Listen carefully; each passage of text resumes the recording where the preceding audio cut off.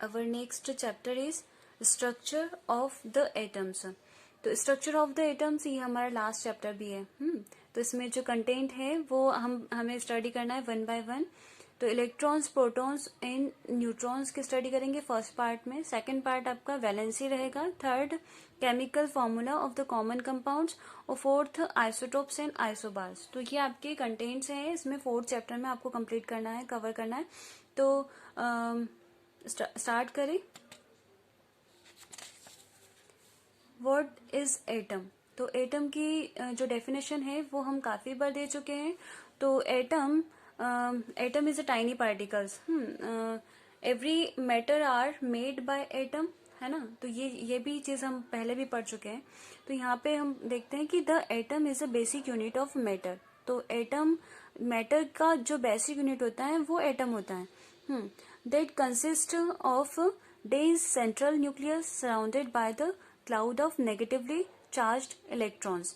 यानी कि ये जो हमारा एटम होता है इसमें न्यूक्लियस होता है एक, ठीक है, सेंट्रल न्यूक्लियस होता है, डेंस सेंट्रल न्यूक्लियस होता है, जो कि हम नेक्स्ट एक आपके पास में मॉडल आने वाला है तो उसमें हम चेक करेंगे कि एग्जैक्टली ये जो डेंस सेंट्रल पार्ट है ये किस तरह से अरेंज होता है और कैसा हमें दिखता है. ठीक है. तो ये जो dense central nucleus it's surrounded by a cloud of negatively charged electrons. तो वो जो एक क्लाउड आपको दिखेगा उसके चारों तरफ, न्यूक्लियस के चारों तरफ. तो वो आपका रहेगा नेगेटिवली चार्ज्ड, जो कि इलेक्ट्रॉन्स है ना. तो ये हम नेक्स्ट इसमें हम देख पा रहे हैं. आपको न्यूक्लियस दिख रहा है. अब न्यूक्लियस आपका डार्क है ना. इसमें आपको प्रोटॉन, न्यूट्रॉन जो दिख रहे हैं वो पिंक और रेड कलर में दिख रहे हैं, पर्पल एंड रेड कलर में. ठीक है. तो ये आपका न्यूक्लियस है. और इलेक्ट्रॉन्स जो है वो चारों तरफ एक क्लाउड के फॉर्म में है ना. नेगेटिवली चार्ज्ड क्लाउड आपको दिख रहा है. ये जो आपको क्लाउड जो स्ट्रक्चर दिख रहा है ये आपका क्या रहेगा, इलेक्ट्रॉन्स रहेंगे. ठीक है. तो ये हम देख रहे हैं कि एक न्यूक्लियस एटम है. एटम में सेंटर पार्ट आपका क्या है, न्यूक्लियस, जिसमें प्रोटॉन और न्यूट्रॉन प्रेजेंट है और इलेक्ट्रॉन जो है वो चारों तरफ मूव कर रहे हैं. ठीक है. प्रोटॉन और न्यूट्रॉन आपका न्यूक्लियस में प्रेजेंट है और इलेक्ट्रॉन्स जो है वो आपका चारों तरफ मूव कर रहा है. अब नेक्स्ट जो हम पढ़ने जा रहे हैं एटॉमिक स्ट्रक्चर. तो एटॉमिक स्ट्रक्चर अभी जो हमारा मॉडर्न एटॉमिक स्ट्रक्चर रिप्रेजेंट किया है वो नील्स बोर ने किया है. तो नील्स बोर के एटॉमिक मॉडल से पहले भी काफी सारे मॉडल आए हैं. यानी कि हम ये डिसाइडेड नहीं था कि हमारा जो एटॉमिक स्ट्रक्चर है वो कैसा दिखता है. एटम्स जो उसमें जो इलेक्ट्रॉन, प्रोटॉन, न्यूट्रॉन है वो किस तरह से अरेंज होते हैं, कैसे वो कहाँ पे किस प्लेस पे वो लोग रहते हैं, है ना. जो वो जो छोटे छोटे पार्टिकल्स होते हैं, पार्टिकल्स नहीं कहेंगे, वो पार्टिकल्स का भी एक छोटा पार्ट है. तो ये जो मतलब एक चार्ज्ड स्पीशीज है ना. पार्टिकल्स नहीं कहेंगे, उसको कहेंगे चार्ज्ड स्पीशीज. तो ये जो चार्ज्ड स्पीशीज हैं जो कि एटम में प्रेजेंट होते हैं ये कैसे किस पोजीशन पर रहते हैं, तो ये स्ट्रक्चर डिसाइडेड नहीं था. तो धीरे धीरे काफी सारे, जैसे कि हम ये हिस्ट्री हम इसमें देख पा रहे हैं.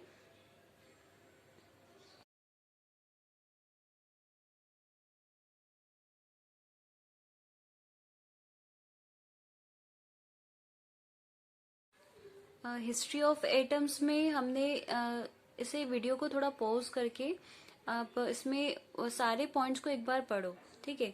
पढ़ने के बाद आपको ये चीज पता चलेगा कि एटॉमिक स्ट्रक्चर जो प्रॉपर वे में हमारे सामने आया, इसे आने में कितना टाइम लगा है. ठीक है. तो ईयरली हम कितने सारे टाइम में हमने परफेक्ट स्ट्रक्चर को हमने अभी ये फाइंड हुआ है. ठीक है. तो ये एटॉमिक स्ट्रक्चर अभी का जो मॉडर्न एटॉमिक स्ट्रक्चर है वो हम नेक्स्ट इस वीडियो में हम देखने वाले हैं. तो नील्स बोर जो है उन्होंने ये स्ट्रक्चर दिया है और इसमें हम स्टडी करेंगे कि इलेक्ट्रॉन, प्रोटॉन, न्यूट्रॉन जो है वो चार्ज स्पीशीज हैं और वो किस तरह से एक एटम में अपनी पोजीशन लिए हुए हैं. ठीक है. तो वो स्टडी हम इस नेक्स्ट वीडियो में देखने वाले हैं.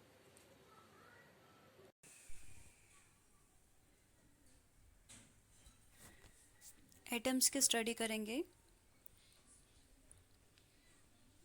जैसे कि आप इस वीडियो में देख पा रहे हैं कि जो चींटियां हैं वो कुछ पार्टिकल लेके जा रही है ना, जैसे शुगर पार्टिकल। अब शुगर पार्टिकल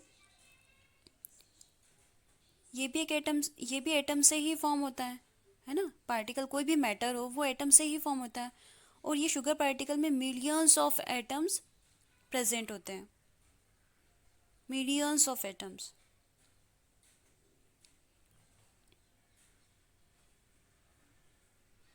ये आप देख पा रहे हैं इलेक्ट्रॉन, मतलब पर्टिकुलर हर एक एटम का हम देखते हैं तो एक न्यूक्लियस प्रेजेंट है, electron, proton, neutron. Nucleus exactly particular एक एटम की हम स्टडी करेंगे अभी। ये पर्टिकुलर एक एटम का स्ट्रक्चर आपके सामने है ना। इसमें ये आपको प्रोटॉन दिख रहा है, और ये न्यूट्रॉन है, और ये इलेक्ट्रॉन है। ये न्यूक्लियस का स्ट्रक्चर है। इसमें न्यूक्लियस में देखें तो प्रोटॉन और न्यूट्रॉन,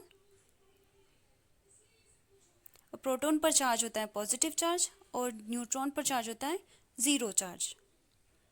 और ये दोनों काइंड जो है पॉजिटिव, मतलब मिक्स होकर पॉजिटिव चार्ज बनाएंगे, क्योंकि ज़ीरो चार्ज का तो कोई वैल्यू नहीं है। यहाँ पे दोनों को ही हमने एक नाम दिया न्यूक्लियॉन्स, ठीक है, यानी कि प्रोटॉन न्यूट्रॉन दोनों न्यूक्लियॉन्स। अब देखो इलेक्ट्रॉन जो है उसके ऊपर नेगेटिव चार्ज है।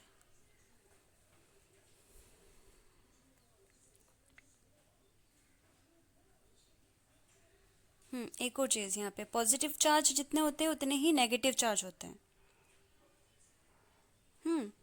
यानी कि वो बैलेंस करके चलते हैं, जितना पॉजिटिव है उतना ही नेगेटिव चार्ज उसमें प्रेजेंट रहेगा, और न्यूट्रल फॉर्म बनाएगा एक। इसी टाइप से एटम फ्री एग्जिस्ट करते हैं एटमॉस्फेयर में।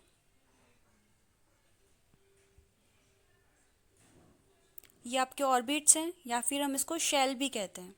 और नील बोर्स जो हैं, इन्होंने एटॉमिक मॉडल दिया था, और एटॉमिक मॉडल फर्स्ट इनका ही रहा है जिन्होंने एक परफेक्ट फॉर्म में एटम को स्ट्रक्चर, एटॉमिक स्ट्रक्चर को शो रिप्रेजेंट किया है।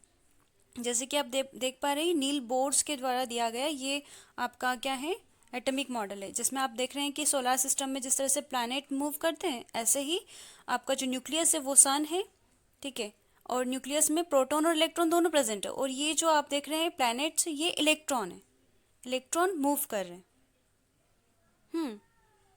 ये इस तरह से अपने अपने शेल में, इनका एक फिक्स पर्टिकुलर एक शेल होता है, ऑर्बिट जिसको हम कहते हैं, और शेल भी कहते हैं, उसमें मूव करते हैं इलेक्ट्रॉन्स। और ये शेल है K shell, L shell, M shell, N shell, ठीक है। तो ये इस तरह से इंक्रीजिंग ऑर्डर में दिखते हैं आपको। अभी इस वीडियो में हमने देखा इलेक्ट्रॉन, प्रोटॉन, न्यूट्रॉन। तो एग्जैक्टली हमें समझ में तो आ गया कि एटम में इनकी पोजीशन क्या होती है। अब नेक्स्ट जो पॉइंट है वो पॉइंट में हम ये देखेंगे इलेक्ट्रॉन, प्रोटॉन, न्यूट्रॉन, इसकी डिस्कवरी कब और किसने की थी। सेकेंड, इसकी क्या क्या प्रॉपर्टीज है वो हम इसमें चेक करेंगे। तो फर्स्ट है electron are discovered by sir J Thomson in 1897, और प्रोटॉन की जो डिस्कवरी की थी वो किसने की थी, ई गोल्डस्टाइन ने की थी 1886 में। Neutron is discovered by Chadwick in 1932, यानी कि रिसेंटली टाइम में ही हुआ है ये न्यूट्रॉन की डिस्कवरी। सबसे फर्स्ट में डिस्कवरी हुई 1886 जो कि प्रोटॉन हुआ, और सेकंड पॉइंट में इलेक्ट्रॉन, और थर्ड पॉइंट में न्यूट्रॉन, ठीक है। न्यूट्रॉन का अभी रिसेंटली हुआ क्योंकि इसके ऊपर कोई चार्ज नहीं होता है ना। तो ये सेकंड पॉइंट हम पढ़ेंगे इसमें इलेक्ट्रॉन में। Electron is also known as cathode ray. तो इलेक्ट्रॉन का दूसरा नाम क्या है, कैथोड रे। सिर्फ माइंड में सेट कर लो आप लोग, cathode ray, electron is known as cathode ray, cathode ray. अब proton is known as canal ray. अब केनल रे क्या है, केनल मतलब कि हम स्मॉल होल्स देखते हैं, ठीक है, तो उसको इससे केनल से को रिलेट करना, ठीक है। जो प्रोटॉन्स रहेंगे वो केनल रेज रहेंगे, ठीक है। तो और न्यूट्रॉन जो रहेगा उसमें ये स्टेटमेंट है नहीं। और थर्ड पॉइंट है इलेक्ट्रॉन में charge of electron is negative charge. तो इलेक्ट्रॉन पर चार्ज नेगेटिव होता है, प्रोटॉन पर चार्ज होता है वो पॉजिटिव चार्ज होता है। और जो न्यूट्रॉन पर चार्ज होता है वो 0 चार्ज होता है। ठीक है, अब फोर्थ लास्ट पॉइंट है, mass of electron is 9.1 into 10⁻⁻27 ग्राम। ये इलेक्ट्रॉन का मास होता है। ठीक है, और नेक्स्ट है प्रोटॉन। प्रोटॉन का मास होता है 1.67 इंटू 10⁻⁻24 ग्राम। और ये हमने मोल में भी पढ़ा था, मोल कंसेप्ट जब पढ़ रहे थे। तो this unit is known as 1 AMU, means 1 atomic mass unit. ठीक है, इसी यूनिट को हमने कहा था 1 एटॉमिक मास यूनिट। और न्यूट्रॉन का चार्ज देखे तो मास ऑफ न्यूट्रॉन, मैंने यहाँ पे गलत लिख दिया, लोग न्यूट्रॉन का लेना। न्यूट्रॉन इज 1.67 इंटू 10⁻⁻27 ग्राम। ठीक है, तो ये आपका न्यूट्रॉन का भी, यानी कि हम सिमिलर ही होता है। यहाँ पे कुछ यूनिट होती है, जैसे कि 1.678 एंड 1.67 यहाँ पे 77 होता है। तो अप्रोक्सीमेटली सब बुक्स में आपको काफी सारी जगह पे अलग अलग यूनिट्स आपको देखने को मिलेगा, ज्यादा डिफरेंस नहीं होता है इसमें। यहाँ पर थर्ड पोजीशन पर, डेसिमल की थर्ड पोजीशन पर आपको कुछ यूनिट अलग दिखेगा, बट हम इसको बड़े फॉर्म में अगर देखें तो सेम यूनिट ही मानते हैं, प्रोटॉन और न्यूट्रॉन का मास। ठीक है, तो ये आपका इसमें हमने ये चीज चेक किया, इलेक्ट्रॉन, प्रोटॉन, न्यूट्रॉन। और ये एग्जाम में अगर आता है, एग्जाम में कैथोड रे और कैनल रे पर ही आपके क्वेश्चन एग्जैक्ट मोस्टली बनते हैं। ठीक है, और अगर आपको पर्टिकुलर अगर electron, proton, neutron based question आते हैं तो हमें एज इट इज ये पॉइंट हमें लिख देना है। ठीक है, तो अभी ही वीडियो देखते हुए ही सारे पॉइंट्स माइंड में क्लियर हो जाने चाहिए। सेकेंड जो आपका है क्वेश्चन रहेंगे। अब क्वेश्चन में फर्स्ट क्वेश्चन है, व्हाट आर केनॉल रे। तो केनॉल रे क्या है आपका, अभी हमने स्टडी किया है केनॉल रे क्या है। तो केनॉल रे का हम देखे तो केनॉल रे का हमने ये जो कुछ पॉइंट्स देखे थे, इस पॉइंट्स को ही हमें लिखना है सिर्फ इस वाले क्वेश्चन का आंसर में। तो हमें कैसे हम लिखेंगे, canal ray is a positively charged species, positively charged species, और दिस रे कंसिस्ट ऑफ पॉजिटिव चार्ज। ठीक है, ये जो रे है केनॉल रे, ये पॉजिटिव चार्ज को बियर करता है ना। और नेक्स्ट पॉइंट इसमें देंगे, particle known as a proton, this particle known also proton.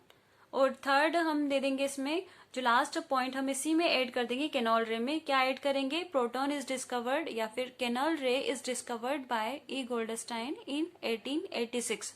और ये केनॉल रे प्रोटॉन का ही डेफिनेशन जस्ट हमें लिखना है केनॉल रे इस क्वेश्चन में। ठीक है, तो नेक्स्ट क्वेश्चन पे हम जाते हैं। Next question, if an atom consist of one electron in one proton will if carry any charge और नॉट। कोई भी एटम है वो कंटेंट क्या करता है, 1 इलेक्ट्रॉन है और 1 प्रोटॉन है। ये सपोज ये हमारा एक एटम है। ठीक है, इसके पास जो है 1 इलेक्ट्रॉन है, क्या बोला इसने, 1 इलेक्ट्रॉन एंड 1 प्रोटॉन, और प्रोटॉन भी क्या है, 1। तो हमने देखा था कि इलेक्ट्रॉन पर चार्ज होता है वो पॉजिटिव चार्ज होता है, और न्यूट्रॉन पर चार्ज होता है वो नेगेटिव चार्ज होता है। अब पॉजिटिव नेगेटिव दोनों क्या है, सेम हुए ना। तो ये हम ये भी इस तरह से भी कह सकते हैं कि magnitude of their charge is equal. Therefore an atom containing 1 electron and 1 proton, it will be carry any charge, it will be it will not carry any charge, it will not carry any charge। कोई भी charge इसमें रहेगा नहीं। क्यों नहीं रहेगा, क्योंकि positive और नेगेटिव दोनों एक दूसरे को कैंसिल आउट कर देंगे ना, इनका तो चार्ज 0 हो गया है ना। तो यहाँ पर ये हम लास्ट स्टेप में हम ये लिख सकते हैं, thus it will be a neutral atom। तो ये जो हमारा एटम हुआ क्या हुआ, न्यूट्रल हुआ ना। ठीक है, तो ये क्वेश्चन हमें कंप्लीट करना है, और यही आपका होमवर्क भी रहेगा। आज के लिए इतना ही, और नेक्स्ट पार्ट हम नेक्स्ट लेक्चर में देखेंगे, नेक्स्ट वीडियो में, जो कि आपका सेकेंड वाला पार्ट है, आई थिंक वैलेंसी। तो वो हम कवर करेंगे। तो thank you so much, have a nice day.